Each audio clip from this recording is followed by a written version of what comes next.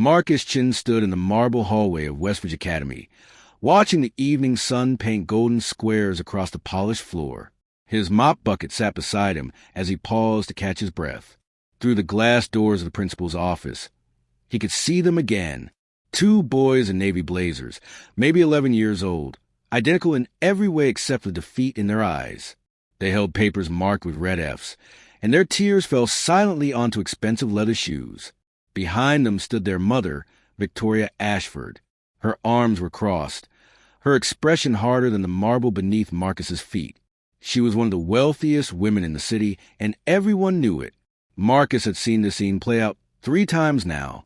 Same boys, same tears, same angry mother. Different failed tests each time. He knew he should keep walking. He was just a janitor, a single father barely making ends meet, trying to raise his own daughter after his wife passed. What business did he have interfering with a billionaire's family? But something in those boys' faces stopped him. He recognized that look. He had seen it in his daughter Sarah's eyes 2 years ago, before he figured out what she really needed. Marcus knocked gently on the door frame.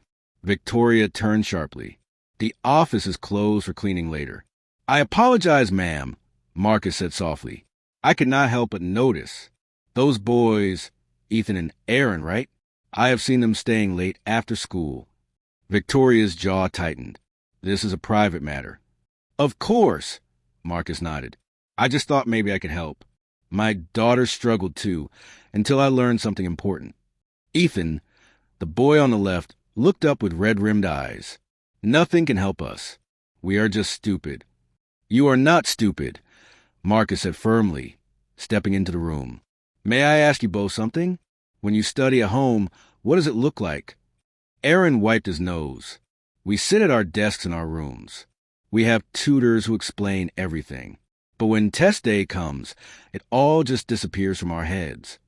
Marcus nodded slowly. "And these tutors, do they ask you questions? Do you explain the answers back to them?"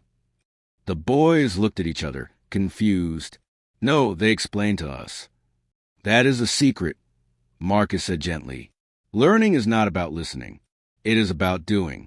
My daughter Sarah, she failed mathematics over and over. I hired tutors too. Nothing worked. Then one day, I asked her to teach me what she was learning. At first, she said she could not, because she did not understand it. So I said, then let us figure out together. She started explaining what she knew, and suddenly she realized what she did not know. The gaps became clear. When you teach something, you truly learn it." Victoria's expression softened slightly. "I have hired the best tutors money can buy." "I am sure you have, ma'am," Marcus said respectfully. "But maybe the boys do not need someone to give them answers. Maybe they need someone to listen to their answers. Someone who believes they can figure out." He turned to the twins. "Tomorrow is Saturday. If your mother allows it, meet me at the public library at 10 in the morning. Bring your textbooks. I will bring my daughter. You can teach us what you are learning. We will be your students." Ethan's eyes widened. "But we do not know how to teach." "Neither did Sarah." Marcus smiled. "But she learned. And so will you." Victoria studied Marcus for a long moment. Pride and desperation warred in her expression. Finally, she spoke. "Why would you do this? I cannot pay you what I pay the tutors. I do not want payment, ma'am. I want those boys to stop thinking they are stupid, because they are not." That Saturday, Marcus arrived at the library with 12-year-old Sarah. The twins were already there, looking nervous in expensive casual clothes that seemed too stiff for a weekend. Victoria sat in a corner, watching like a hawk. Marcus pulled out chairs. "All right, Ethan and Aaron. Sarah and I do not understand 7th grade history. Can you teach us about the Civil War?" The boys stared at their textbook. "We are supposed to know about the causes," Aaron said quietly. "Okay," Sarah said encouragingly. "So what caused it? Explain it to me like I am 5 years old." Ethan opened his mouth, then closed it. There was slavery, and the South wanted it, and the North did not. "Why did the South want it?" Marcus asked. "Because of cotton?" "You are asking me," Marcus said gently. "Do you know the answer, or are you guessing?" Aaron flipped through pages. It says here that cotton plantations needed a lot of workers, and slavery was how they got free labor.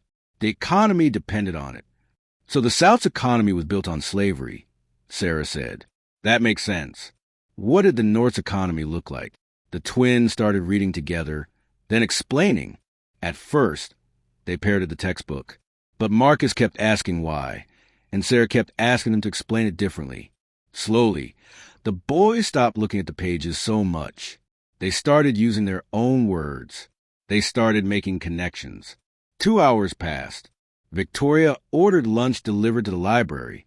They kept going. By the end, Ethan was drawing diagrams. Aaron was making timelines.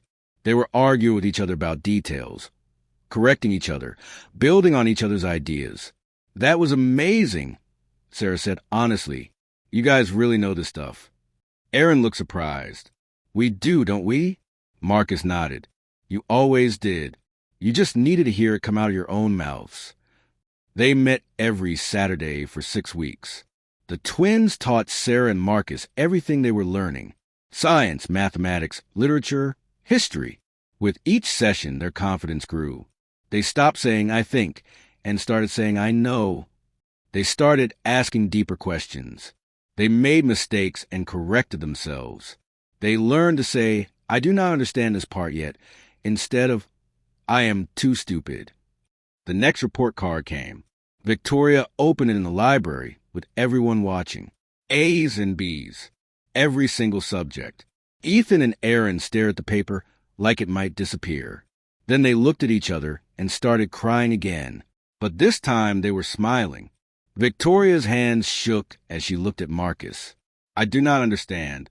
The tutors, the resources, everything I provided, and what they needed was this.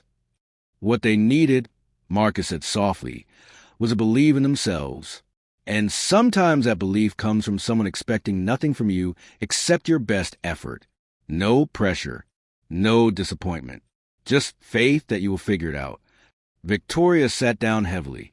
I had been so angry at them. I thought they were not trying.